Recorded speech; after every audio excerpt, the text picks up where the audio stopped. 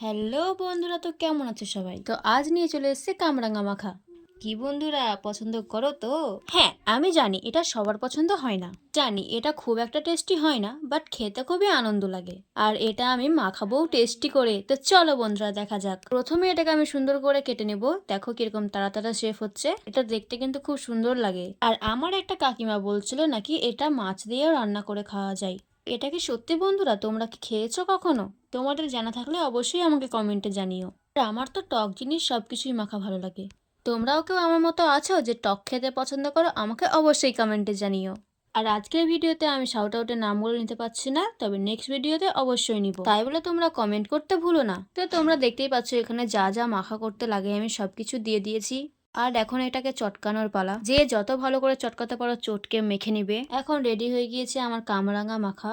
আর এটা খেতে সত্যিই অনেক ভালো ছিল। আজকের মতো এতটাই, দেখা হচ্ছে নেক্সট ভিডিওতে। টাটা।